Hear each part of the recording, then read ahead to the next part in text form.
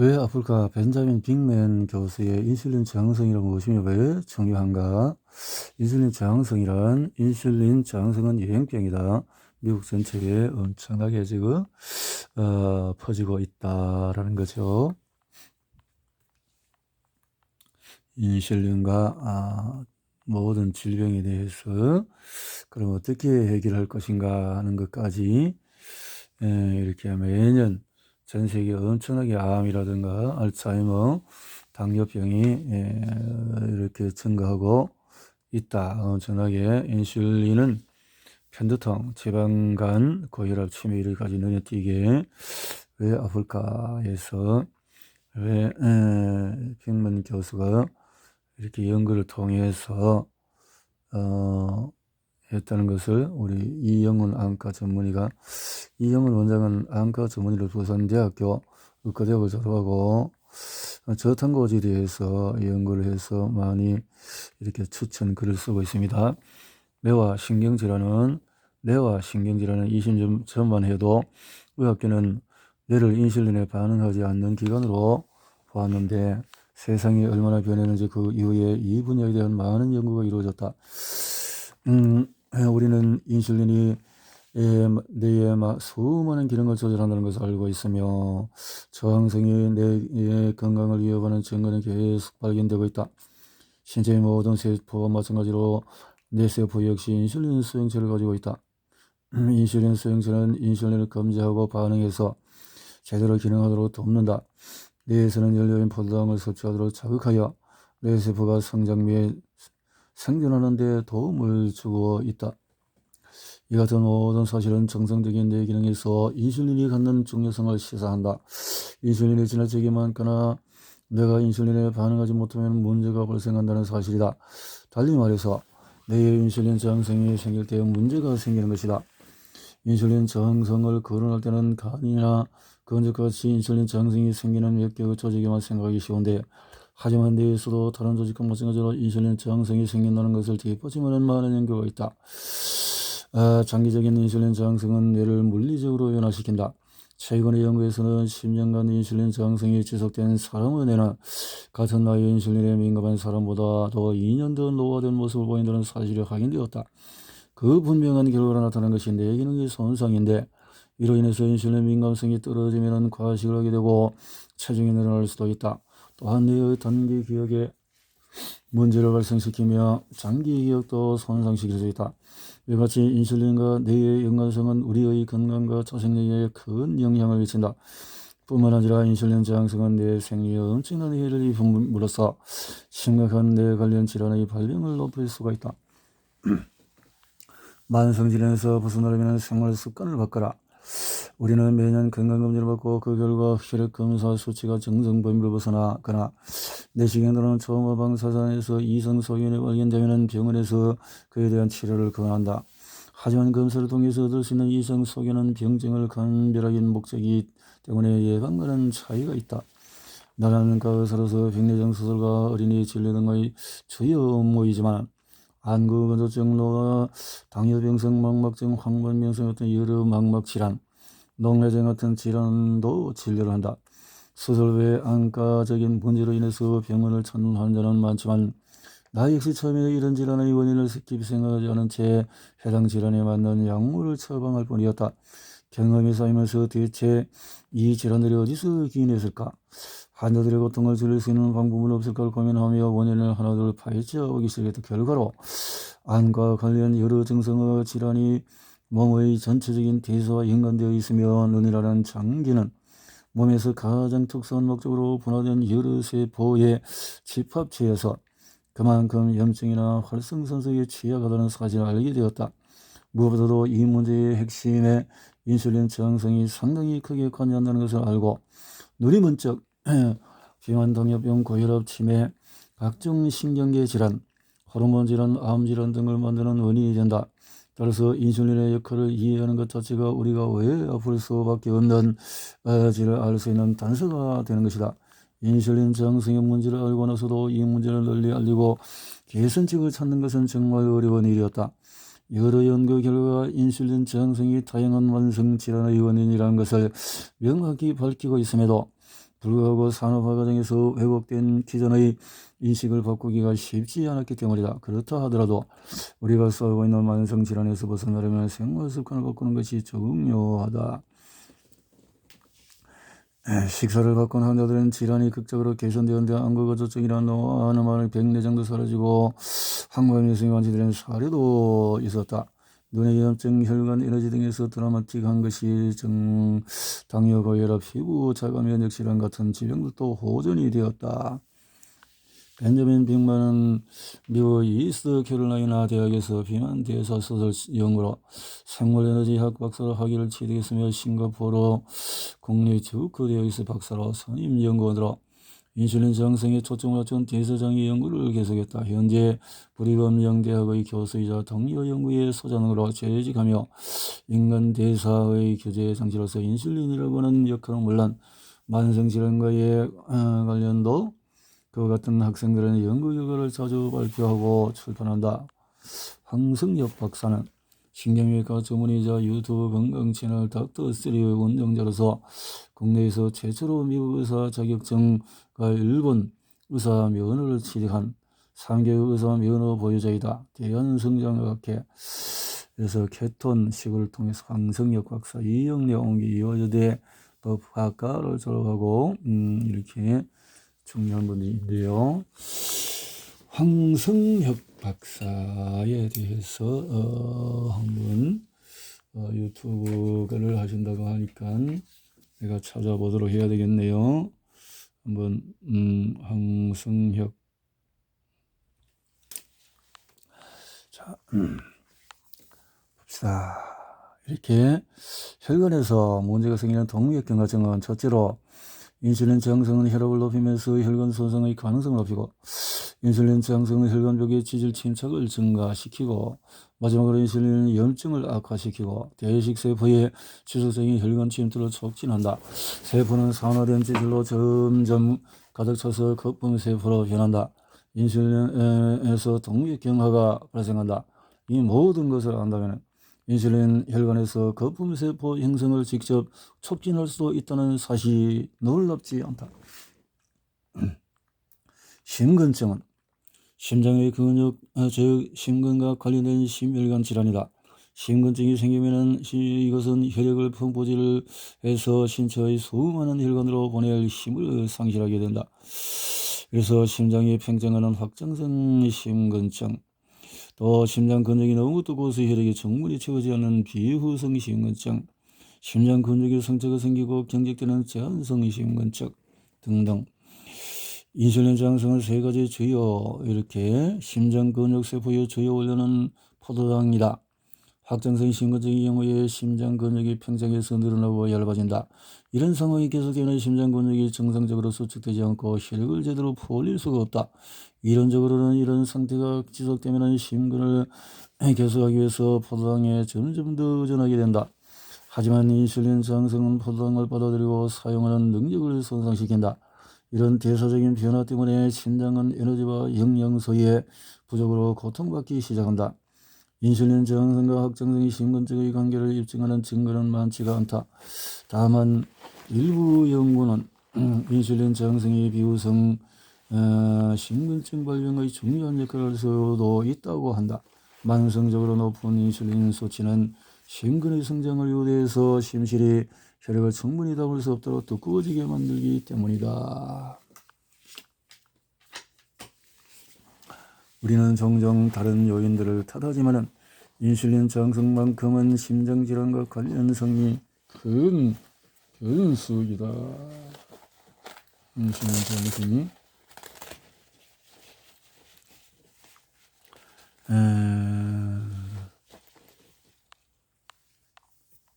이런 변수는 없다.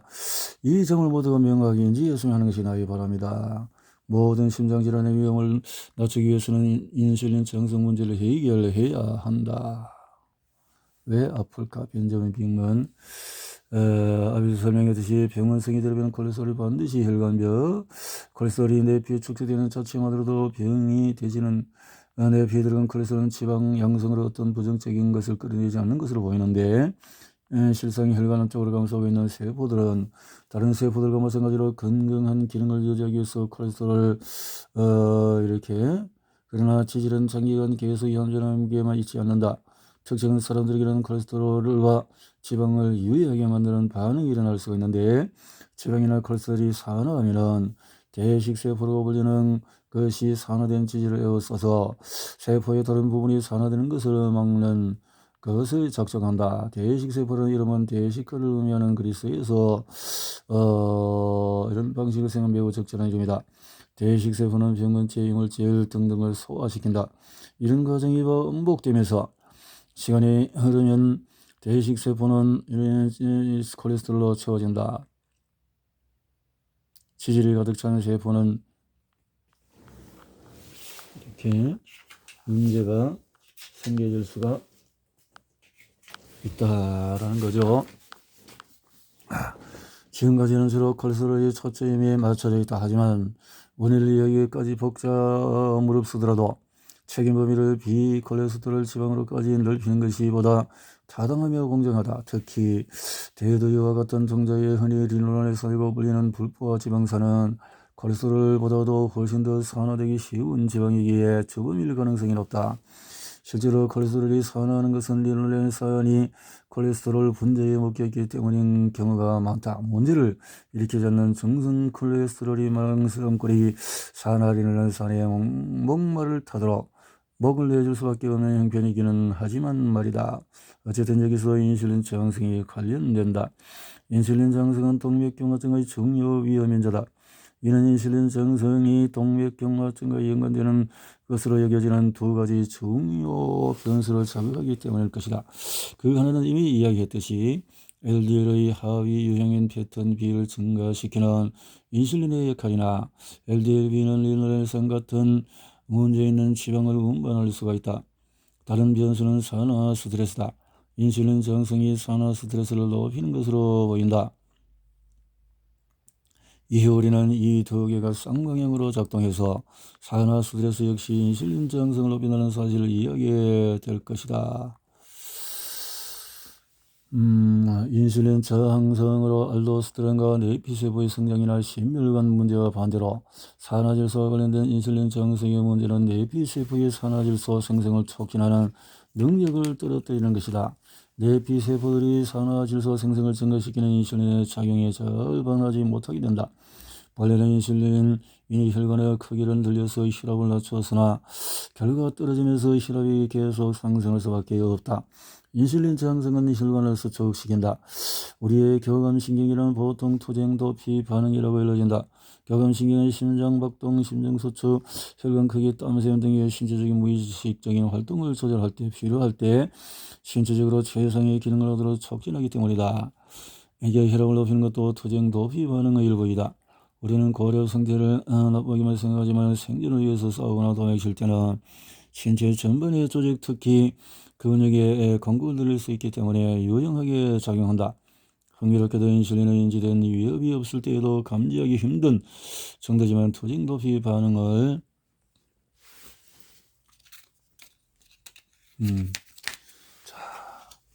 인슐린 장성은 이상 지질 혈청을 만든다. 지질은 혈액과 조직에 존재하는 지방 혹은 지방 유사 물질이다. 우리 몸은 에너지로 사용하기 위해서 지방을 저장한다. 에너지가 필요할 때 몸은 지질을 지방산으로 분해하고 포도당으로 연소시킨다. 이상 지질 혈증은 혈액 속에서 지질 양의 비정상적인 상태이다. 보통 이상 지질 혈증은 지나치게 많은 지질을 가지고 있을 때도 규정되지만 여러 종류의 지질이 보통 이 수준에서 벗어난 상태를 나타내기도 한다. 초유한 지질에는 중성지방전일도 지단배, 고단배, 의사들은 주로 두 가지 콜레스테롤에 초점을 맞추는데 LDL 콜레스테롤은 주로 악당 취급을 받는다. 많은 이가 LHL은 좋은 콜레스테롤, LDL 나쁜 콜레스테롤과 칭한다. 이런 결론을 뒷받침하는 자료들이 있는 것은 사실이지만 그와는 다른 이야기를 하는 자료도 대단히 많다. 과거의 믿음처럼 LDL이 치명적인 이론을 지지하는 일관된 증거는 거의 없다. 이런 모습은 그 측정 방법과 관련이 있는 것으로 보인다. LDL 콜레스테롤은 저밀도라고 불리긴 하지만 사실 그 크기와 밀도가 무척 다양하다. 요즘에는 이를 측정하는 게 점점 쉬워지고 있다. 우리는 수십 년 동안의 LDL 패턴이라고 부르는 크기와 밀도로 범주하는 것이 심장질환을 예측하는 데 더 의미가 있다고 생각해왔다. 소백드라마 양극단. 그래서 LDL 이렇게 봤는데 LDL A형이 있고 B형이 있는데 두 개의 공을 강으로 떨어지면 어떻게 해야 될까? 밀도가 낮은 비치보다는 강물에 떠있게 지는 밀도가 높은 것은 잘 뜨지 않고 강바닥으로 바로 가라앉을 것이다. LDA와 LDAB도 혈관에서 같은 방식으로 움직인다. LDA는 떠오르기 때문에 LDLB만큼 혈관벽에 자주 이렇게 그런 작용을 하지 않는다. 정력에서는 LDL은 혈관벽에 부딪혔을 때만 지방과 콜레스테롤을 떨어뜨릴 수 있다는 점이다. 부딪혔을 때만. 근데 따라서 작고 점이란 LDLB가 있는 사람들은 크고 그런 LDLA가 있는 사람보다도 심혈관 질환 문제를 경험할 가능성이 훨씬 높다. 작고 점이란 LDLB가 있는 사람이. 그래서 최근 콜레스테롤 검사를 해보았다면 지질본에서 TG-LDL, HDL이라는 주요 항목만 표시되어 있었다는 것을 기억할 것이다. 그래서 이것은 TG, HDL이 LCL이 높고 LDL 크기를 아주 잘 예측할 수 있는 것이다. 중성지방 수치를 HDL로 나누면 LDL 크기를 정확하게 예측하는 비율을 얻을 수가 있다. 이 비율이 2.0 미만 정도로 낮을수록 부력이 있는 보다 큰 LDL 입자, 즉 LDLA가 지배적이다. 하지만 비율이 2.0을 초과하여 높아지면 작고 점이란 LDLB 입자가 더 흔해진다. 작고 점이란 거의 모든 혈액 검사에서 TG와 HDL이 포함되어 있기 때문에 개인의 LDL 패턴을 쉽게 파악할 수 있는 것이다. 그런데 이것이 인슐린 저항성과 무슨 관계가 있을까? 거의 모든 콜레스테롤은 간에서 생성되는데 인슐린은 간이 LDL 비율을 만들도록 선택적으로 유도한다. 인슐린은 간이 인슐린 저항성이 높아지면 인슐린 수치가 꾸준히 상승하면 간은 LDL 비쪽으로 전환하려는 신호를 받는다. 간단하게 말하면 혈관벽에 치질이 쌓여 생기는 동맥경화반은 고혈압과 이상지질증이 함께 만들어낸 결과이다. 실제 과정은 조금 더 복잡하다. 이에 대해서는 다시 다룰 것이다. 스타틴, 콜레스테롤 수치를 비정상적인 수준까지 높이는 유전적인 결합에 실제적인 도움이 될 수 있다. 하지만 유전적인 결함이 없는 LDL 수치에 근거하여 고위험군으로 분류된 사람에게 스타틴은 거의 효과가 없다. 스타틴이 LDL 콜레스테롤의 패턴 B 비율을 크게 높이기 때문이다. 스타틴이 LDL 콜레스테롤의 패턴 B 비율을 패턴 A에 비해서 크게 높인다. 별개로 스타틴은 인슐린 저항성과 관련된 부작용을 갖고 있다. 인슐린 저항성.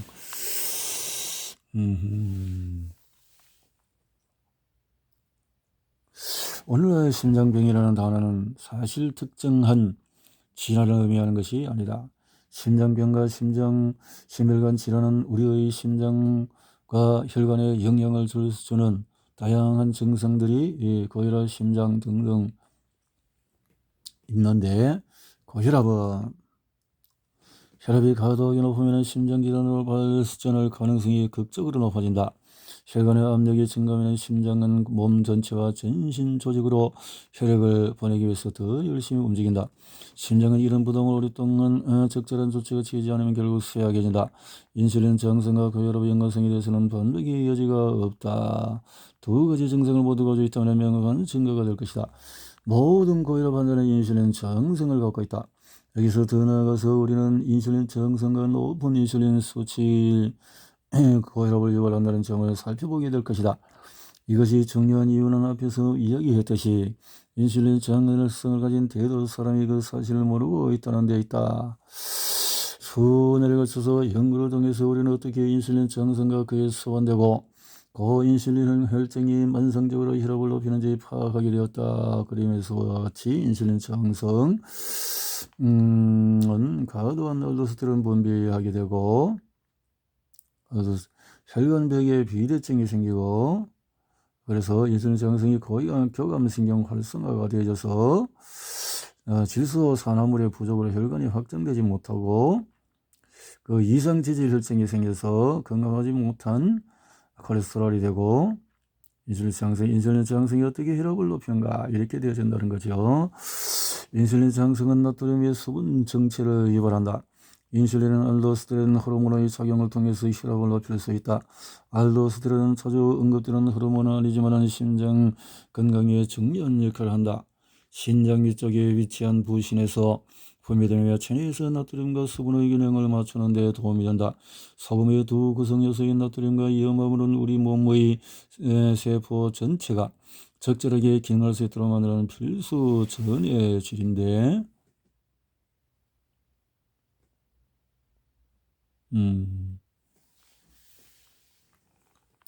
인슐린은 체내 알도스테론의 수치를 높인다. 인슐린이 그래서 인슐린 저항성으로 인해서 체내의 인슐린이 늘어나면 알도스테론은 비정상으로 큰 영향을 받고 그에 따라서 혈액량이 늘어나고 혈압을 높일 가능성도 커진다.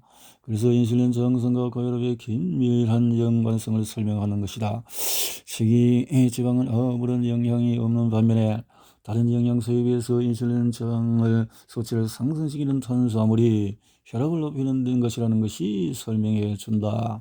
인슐린 저항성 상태에서 과다 소금 섭취는 고혈압을 유발할 수 있다. 과다한 소금 섭취로 고혈압이 되는 사람들도 있지만 소금을 많이 섭취해도 별다른 반응을 보이지 않는 사람들도 있다. 소금으로 인해서 생기는 고혈압을 소금 민감성이라고 하고 건강한 상태에서는 소금을 먹어도 신체가 나트륨이 늘어났다는 것을 감지해 알도스테론의 분비를 멈춘다. 신장이 나트륨과 수분을 배출하면서 혈압이 정상으로 유지된다. 그러나 인슐린 저항성 상태의 신체는 인위적으로 알도스테론 수치를 높인다. 그런 사람이 소금을 먹으면 신장은 정상적인 생리작용을 따르지 않고 나트륨을 수분과 함께 배출하는 대신에 몸속에 쌓아둔다. 시간이 흐르면서 이런 상황은 체수분의 축적으로 이어지고 혈액량을 늘리고 혈압을 높이는 결과를 가져오게 된다. 이것은 건강하고 자연스러운 반응이다. 그렇지만 혈액 속에 인슐린이 과다하면 그 신호가 정상보다도 강해지고 그 결과 혈관벽 세포가 과다 성장하여 내피세포가 두꺼워지고 혈관은 좁아지기 시작한다. 정원 호수에 물이 흐르는 동안에 호수가 두꺼워진다고 생각해보라. 호수벽에 흐르는 물의 압박을 가하면 호수 내의 압력이 높아질 것이다. 인슐린이 과다하게 내피세포의 성장을 자극할 때 혈관에서 이런 일이 생긴다. 인슐린 저항성은 혈관 확장을 방해한다. 우리 흐르는 정원 호수를 다시 한번 떠올려보자. 우리가 지름이 더 큰 호수를 만든다면 물이 빠르게 흐르기보다는 압력이 낮아져서 좀 더 천천히 조금씩 흐를 것이다. 산화질소는 강력한 혈관 확장제이다. 산화질소의 혈관의 지름을 넓힌다. 내피세포는 산화질소를 생산해서 혈관을 둘러싼 근육층의 이완을 도움으로써 혈관을 확장시킨다. 호수와 마찬가지로 혈관의 지름이 늘어나면 내부 압력이 크게 떨어진다. 신체에서는 이런 압력 저하의 효과가 순식간에 일어난다. 때문에 우리는 이런 메커니즘을 이용해서 오랫동안 경구 니트로글리세린 형태의 산화질소를 투여해 심장 혈관을 급속히 넓혀서 혈류를 증가시킴으로써 가슴 통증을 예방하고 치료해왔다. 실제로 산화질소는 심혈관 건강에 너무나 중요한 요소이며 그 기능을 연구한 과학자들이 노벨상을 받았을 정도이다. 물론 인슐린은 검색에서 인슐린 당뇨병 치료법에 대한 상당히 많은 정보를 찾을 수 있다 하지만 혈중의 인슐린 수치와 관련된 임상적인 정보는 거의 없다. 인슐린 검색에서 이렇게 인슐린 저항성이 높고 제2형 당뇨병은 이렇게 인슐린 토당 수치도 높고 인슐린 저항성이 높고 이렇게 토당은 없는데 그러니까 저항성이다. 우리가 인슐린 저항성을 진단하지 못하는 것은 인슐린 저항성 다시 말해서 인슐린 저항성을 갖고 있더라도 혈당치가 완벽하게 정상일 수 있다는 것이다. 완벽하게 이 저항성이 있어도. 그렇다면 인슐린 저항성일 때 정상에서 벗어나는 것은 뭘까? 짐작이 가는가? 그렇다. 인슐린 수치이다. 인슐린 저항성이 있는 사람은 정상보다도 인슐린 수치가 높다. 다만 지나친 혈성 인슐린 수치가 어느 정도인지 그 기준을 합의하여 하기가 어렵고, 병원에서 혈성 인슐린을 일상적으로 체크하지 않는데도 문제가 있다. 인슐린 저항성이 심해져도 혈당이 정상 범위로 유지되는 상태는 몇 년, 심지어는 몇십 년 계속될 수도 있다. 그래서 인슐린 저항성이 심해져서 아무리 많은 인슐린이 생성이 되어도 더 이상 혈당을 억제할 수 없는 지경에 이를 때까지는 문제를 깨닫지 못한다. 보통 포도당 수치만을 중요하게 생각하고 대부분의 기본 검사에서는 인슐린 검사가 포함되어 있지 않기 때문에 인슐린 저항성이 시작되고 수년이 지난 뒤에야 질병이 있음을 알게 되는 것이다. 역사와 과학이 이런 방향으로 진행된다는 것은 무척 유감스러운 일이다. 인슐린 저항성을 가진 많은 사람들이 제대로 진단을 받지 못하는 원인, 우리가 인슐린을 올바로 이해하지 못하고 있다는 점도 대단히 안타까운 부분이다. 인슐린을 좀 더 쉽게 측정할 수 있었다면 1형 당뇨병과 2형 당뇨병을 한 덩어리로 취급하지 않았을 것이고, 그 질환을 확인할 수 있는 시스템은 훨씬 더 빨리 만들어졌을 것이다. 좀 더 연관성이 큰 지표인 인슐린을 찾았을 테니 말이다. 결론적으로 말하면 제2형 당뇨병에서는 인슐린이 포도당보다도 훨씬 더 나은 예측 변수이다. 인슐린의 예측 변수로 보면 20년은 앞서 문제를 예측할 수가 있다. 이야기를 진행하기 전에 앞서 몇 가지를 지적하고 넘어가는 것이 좋겠다. 20년. 인슐린 저항성. 이제 누군가 당뇨병의 해악을 이야기하면 그 말은 인슐린 저항성이라고 생각해라. 그것이 더 정확하다. 예를 들어서 이혼 여성이 당뇨병의 가족력이 있다고 할 때 그녀에게 인슐린 저항성이 가족력이 없다고 이해하면 된다. 둘째, 인슐린 저항성이 있다는 것은 혈액 속에 인슐린의 정상보다도 많다는 것으로 바꿔 말하면 고인슐린 혈증 상태라고 할 수 있다.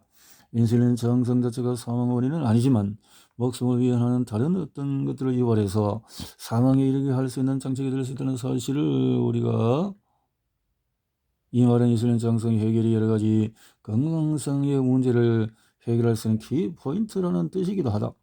사실 인슐린 저항성은 뇌, 심장, 혈관, 생식기관 등의 문제를 비롯해서 엄청나게 심각한 만성 질환에 관여한다.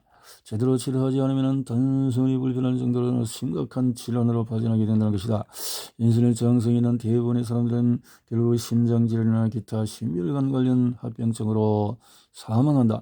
인슐린 저항성은 알츠하이머, 유방암, 전립선암, 기타 여러 가지 치명적으로 이어질 수 있다.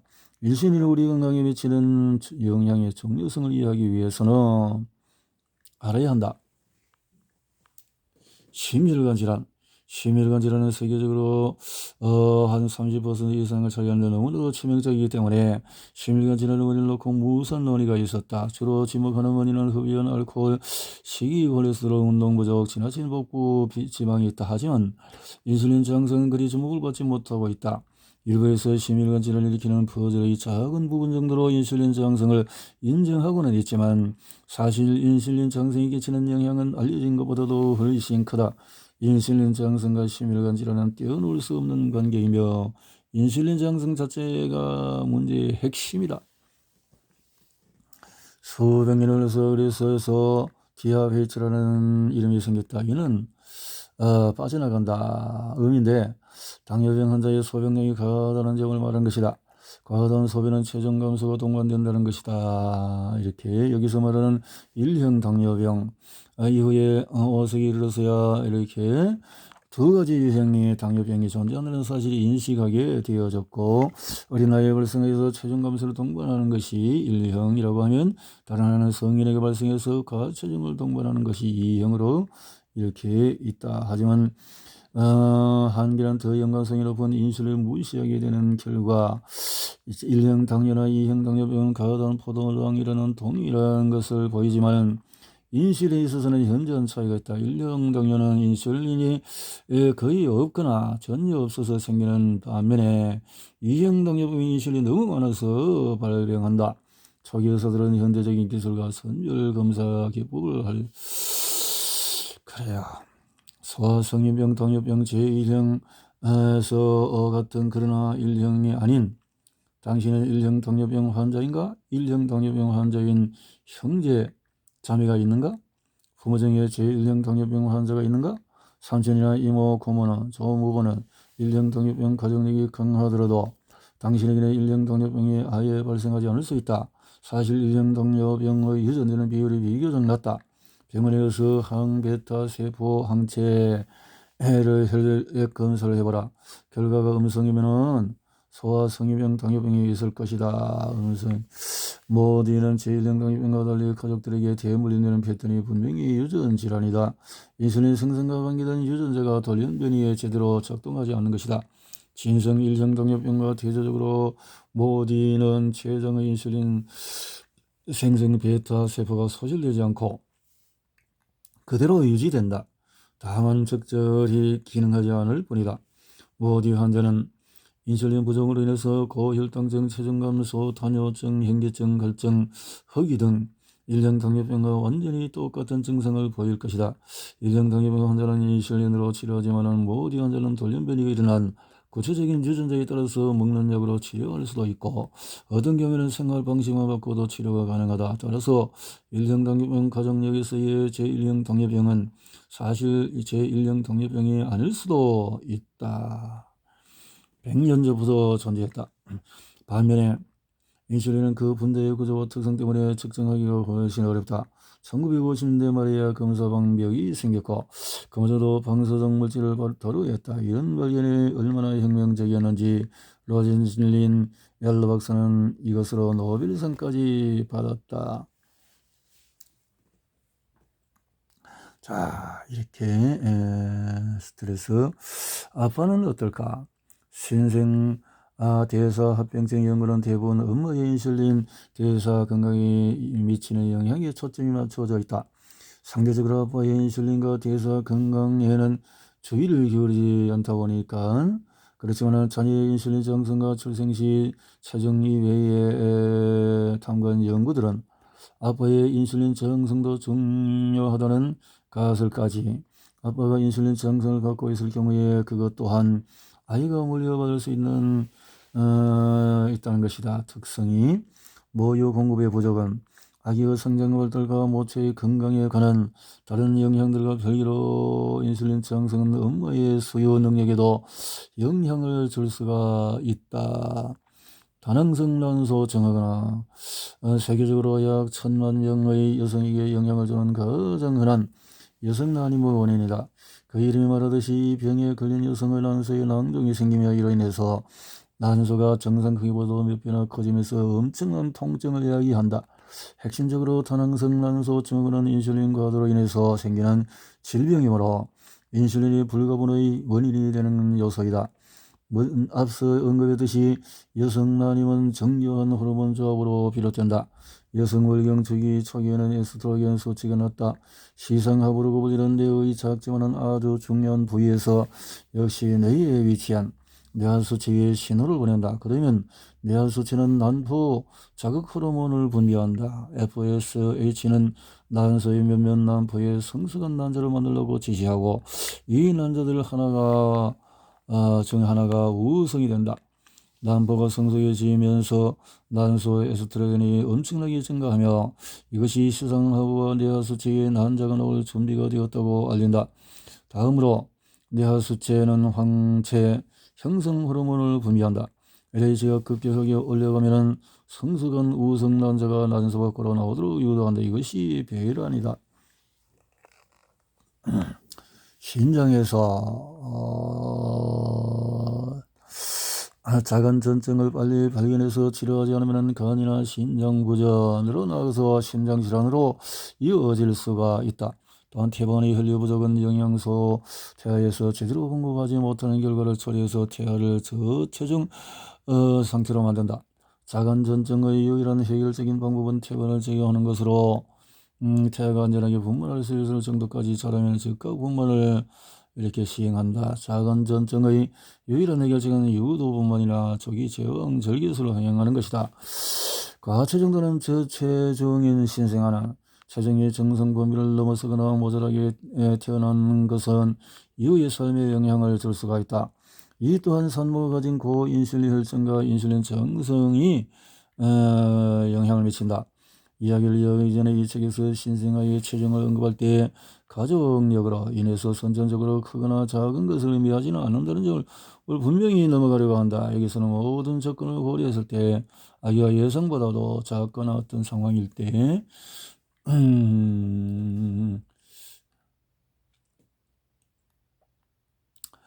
2차 세계 1944년 45년 독일을 봉쇄한 네덜란드에서 당시에 엄마의 뱃속에 있다가 태어난 사람들로 대상으로 건강 상태를 추적했는데 연구자들은 기근이 임신 초기에 일어났느냐 중기에 났느냐에 따라서 태아에게 미치는 영향을 탐구했는데 엄마가 임신 초기에 기근을 겪은 아이들은 성장후 비만이 되는 확률이 높았다.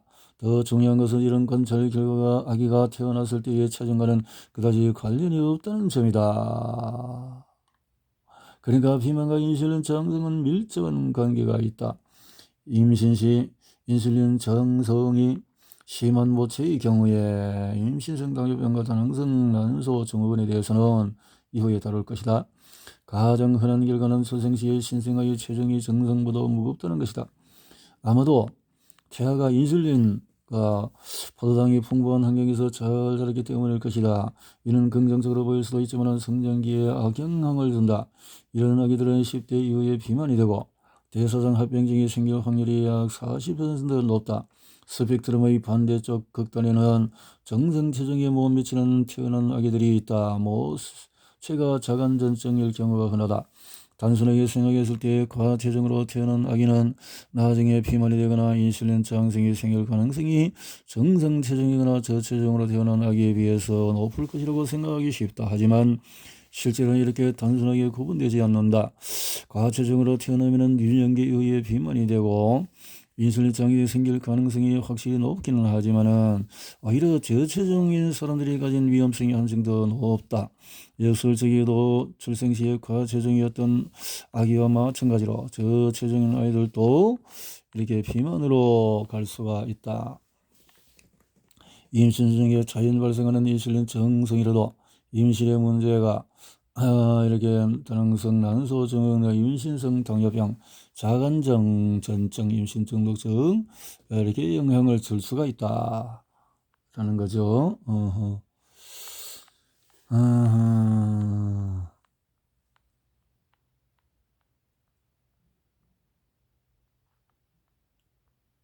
임신성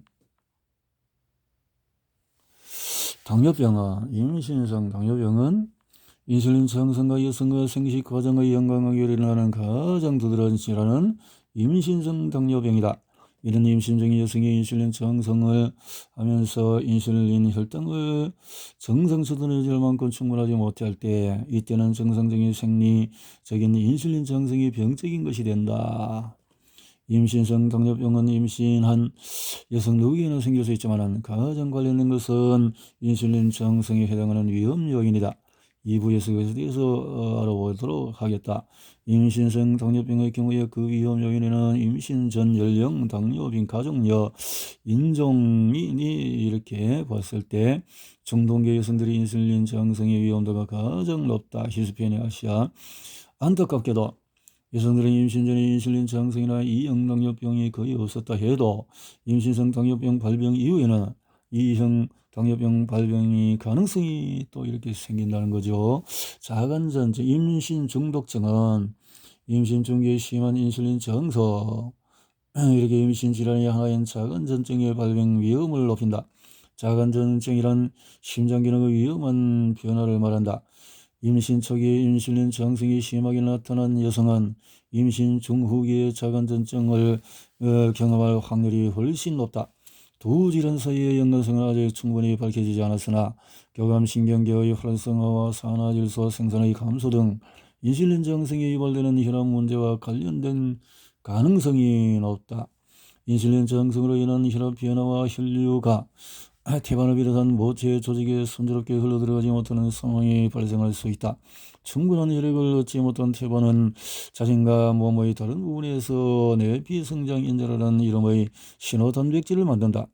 VEGF는 혈관의 형성을 촉진하며 이 단백질이 분비되면 태반은 받아들이는 혈액의 양을 늘리기 위해서 노력한다. 임신부가 건강해야 이 활동이 보다 활발한데 더 많은 혈액을 필요로 하는 태반을 VEGF가 돕는 것이다.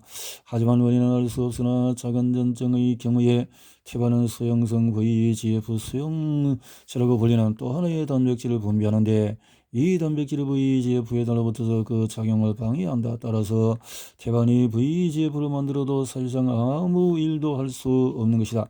이런 시나리오는 새로운 혈관을 만들지 못하게 하여 태반에 피해를 줄 뿐만 아니라 태반이 만드는 VEGF를 필요로 하는 신장에 심근장애를 유발한다.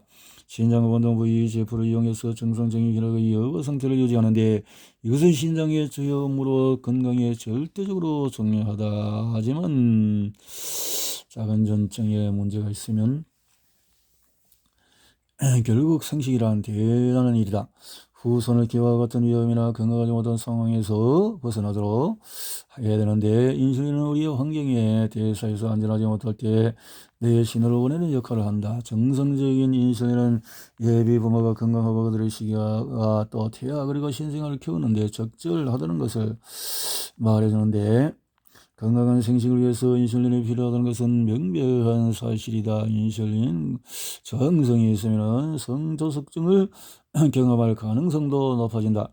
이런 일이 일어나는 정확한 이유를 알면 생식력이 얼마나 섬세한지 알 수가 있다. 인슐린과 여성의 생식에 대해서 여성의 임신에는 엄청난 변화와 성장이 포함되며 많은 에너지가 필요하다. 아마 이런 이유로 남성보다도 여성의 생식 기능의 인슐린 및 인슐린 저항성과 훨씬 밀접하게 연관된 것처럼 보인다. 여성의 인슐린과 생식 장애의 병리학적인 측면을 이야기하기 전에 인슐린과 임신 사이의 흥미로운 그리고 정상적인 관계에 대해서 살펴보자. 임신한 몸은 성장을 필요로 하며 인슐린은 그것을 돕는다. 인슐린은 세포의 크기 때로는 수까지 늘리는 동화 과정을 가도시킨다. 인슐린은 태반의 성장을 돕고 수유에 대비해서 유방 조직을 발달시키며 모체의 지방성 저장성을 높여서 힘겨운 출산 과정에 사용할 충분한 에너지를 얻도록 돕는다. 이를 촉진하기 위해서 임신이 시작되면은 여성의 지방 조직 내에서 인슐린 수용체가 증가하며 인슐린 수용체는 출산이 끝나면 정상수준으로 복귀한다. 모체의 지방 조직은 임신 기간 중에서 보다 빠르게 성장한다. 지방 조직의 인슐린 반응성이 인생의 어떤 시기보다도 높기 때문이다. 임신은 인슐린 저항성이 정상으로 심지어는 유용하게 보이는 드문 경우 중에 하나이다. 그렇다. 임신은 자연적인 인슐린 저항성 상태이다. 건강한 보통 여성은 임신 말기가 되면 임신 초기에 비해서 인슐린 민감성이 거의 절반으로 떨어진다. 이 경우에 임신 말기가 되면은 이 경우에 인슐린 저항성은 긍정적일 것이다. 이를 전문적으로 칭하는 용어가 있는데 의도적인 인슐린 저항성이라는 의미의 생리적인 인슐린 저항성이다. 인슐린 저항성, 임신한 여성의 몸에 인슐린 저항성이 생기면서 인슐린 수치가 상승하는데 이것은 태반과 같은 조직의 성장을 유도하기 위해서 그런데 최근 연구는 이런 개념에서 의의를 제기하기도 한다. 고혈당이 신경병증과 관계되는 것은 의심의 여지가 없지만 문제는 변화가 시작되기 이전에 나타난다. 포도당 외에 다른 요인이 있음을 시사하는 것이다. 물론 그 다른 요인이란 인슐린 저항성이다. 신경은 또 다른 것과 마찬가지로 인슐린에 반응한다. 그리고 인슐린은 신경의 에너지를 흡수하고 사용할지를 결정하는데 신경이 인슐린 저항성을 갖게 되면은 정상적인 것이 유지하는 능력이 손상이 되고 결국 신경병증이 유발된다. 이제 우리는 인슐린이 대부분의 뇌신경 관련 만성질환과 연관되어 있다는 것을 알게 되었다. 내가 기능하기 위해서는 많은 에너지를 필요로 하기 때문에 또 연료를 공급받아야 된다. 그런데 뇌의 인슐린 저항성이 생기면 연료의 접근이 제한된다. 그리고 그 관련성이 병이 시작되기 이전부터 우리는 현재 인슐린이 뇌와 중추신경계에서 맡고 있는 역할에 대해서 배우기 시작한 단계다. 인슐린은 식욕에 영향을 주고 기억을 돕고 도파민을 역할을 하는데, 요점은 건강한 뇌는 건강한 인슐린 민감성을 필요로 한다는 것이다. 뇌와 기타 신경의 장애는 건강성의 심각한 문제다. 이 신체에 대해서 이렇게 기능을 잃어버리는 것은 상상하는 것만으로도 끔찍하다. 인슐린 장성이라는 것을 받아들임으로써 끔찍한 그런 일이 생기지 않도록 노력을 해야 할 것이다 하는 거죠.